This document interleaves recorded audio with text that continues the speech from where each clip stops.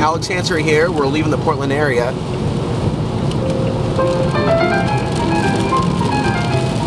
On a Saturday afternoon. We are on I-205 South. And we are going to the old cabin. We're driving in the rain and everyone is driving way too fast. I just want to make note of that. We're here in the Pacific Northwest. It's been raining for 3 to 4 days straight. And there is a lot of fast driving at full speed on I-205 South. I just want to make note of that. Everybody is in a hurry. I don't know what everybody's in a hurry for, but everybody's in a hurry to get an accident apparently. Maybe I've been away from the grid too long. Anyways, our exit's coming up right here.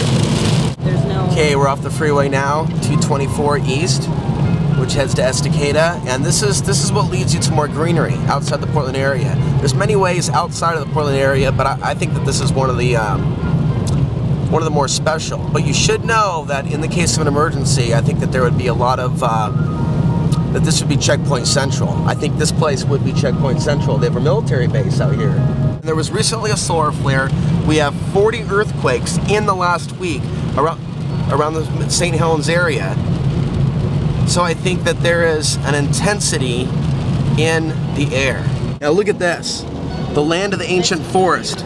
Now, townhouse country. How'd you like to live there? Oh, it's in nature. We live in nature. Well, true. We don't live very natural, but sure. We live in nature.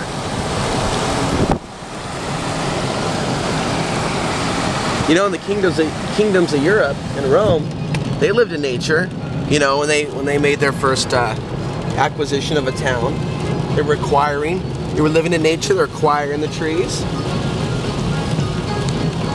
But yeah, this is definitely. They got a little trailer park area here.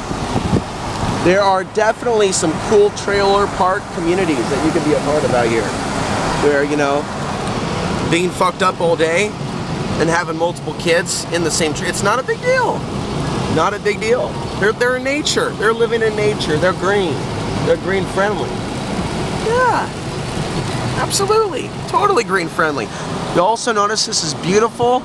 Beautiful. But once you start walking around the river, oh, these people like to donate their beer cans. Oh, yes, they do. Oh, yes. Yes, they do. Very generous. They're very generous. They put what came from nature back into nature. Oh, so it's been converted into aluminum. Hey, they're green friendly. They're keeping it all in the hood. Local. It doesn't need to leave the river where they just had a good time. Just throw the beer can out. Oh, it's green. Anyway, this is a nice little drive. We're in the town of Carver. I remember Carver. And man, I drove back and forth on this road to the cabin so many times in 2011. And we got a river over here.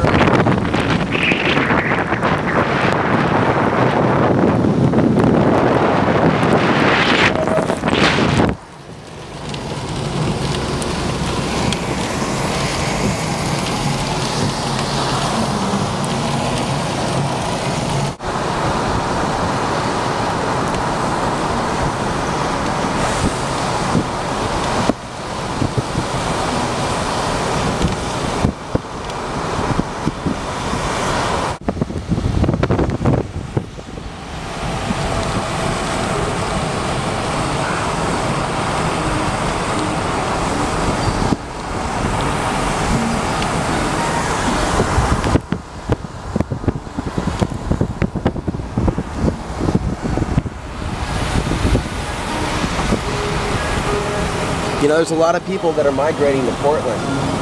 It would be really nice if some of them considered just out of Portland. And we're seeing more regulation across the board, but there's still something special about this area, especially if community was able to develop. It seems like that's difficult anywhere, but the very conscious act of trying to do that seems to mean something. And by putting out that intention, you'd be surprised what comes your way. I know I've been surprised at the things that have come my way.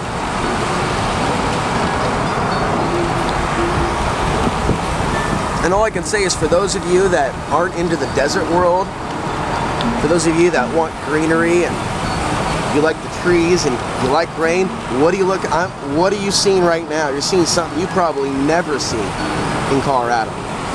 You never see this in Texas. You never see this in Kansas City, Missouri. You never see this in New York City. You never see this in Miami, Florida. We are only now 20 minutes, 25 minutes, right? Outside of the Portland, Oregon area. That's it. We're now in the town of Estacada. We pulled off of 224.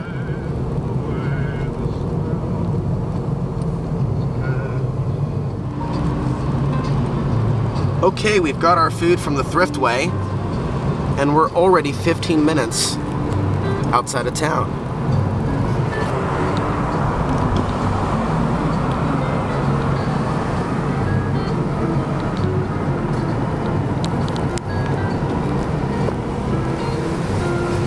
Definitely a road that many souls have gone a little over.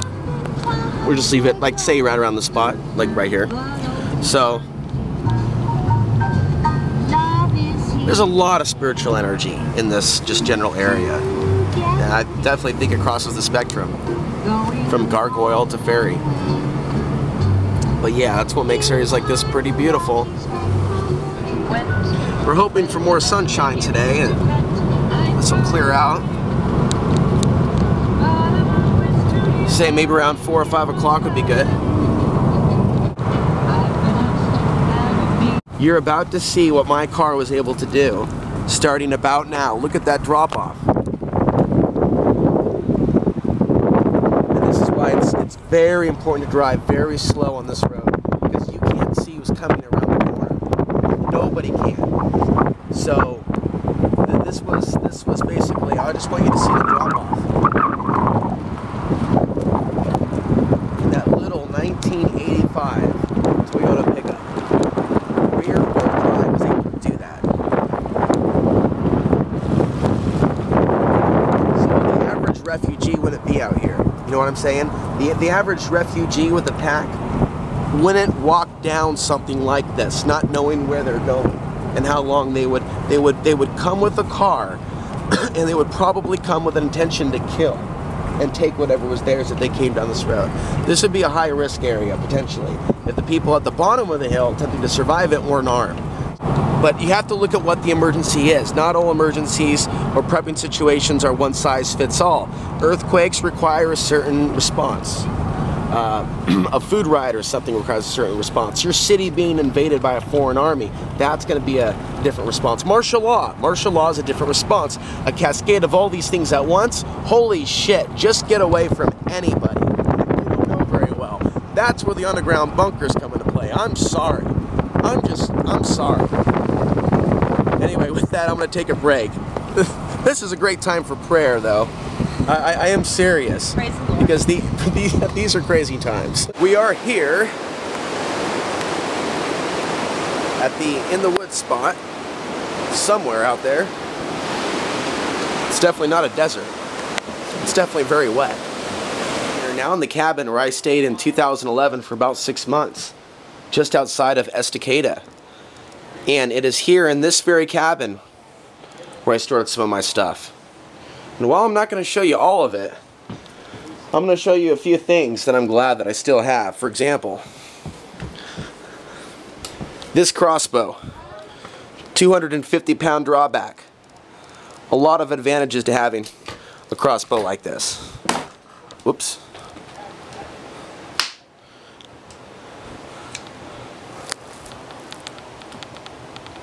It's definitely awesome. So it was raining quite a bit earlier, so we have a higher than normal river. It looks like a river now.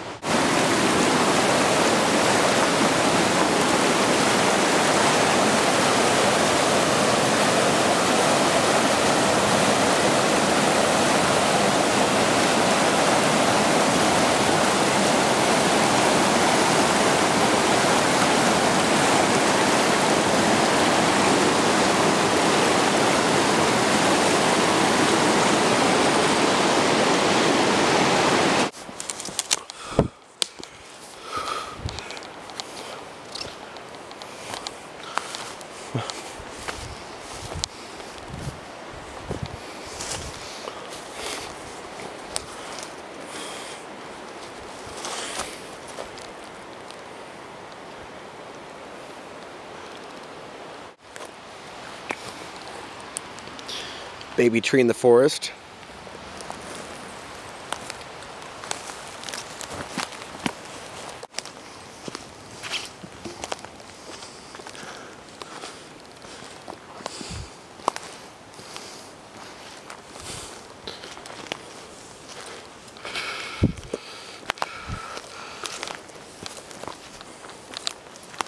I've actually taken a lot of video of this area in the past.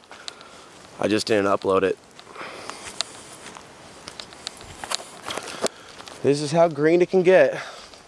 This is how isolating it can get. If that's what you're into. I'm not into being isolated in the woods for a long period of time. Or the desert. But there is a time and a place for contemplation and isolation. To muse upon the things in this world that really matter. That's where contemplation in nature comes in.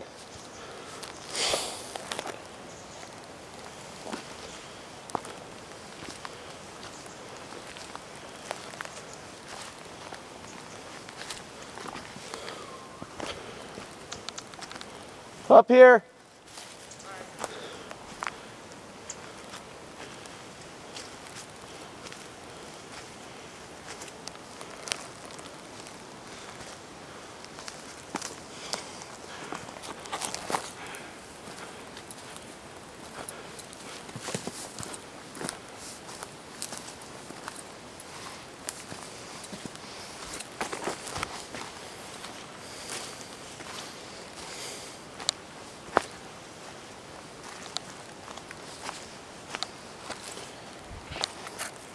Wild animal coming at us 12 o'clock.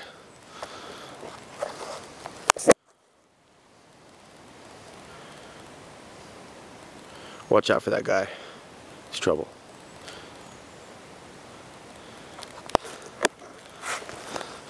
Wild animal, 12 o'clock.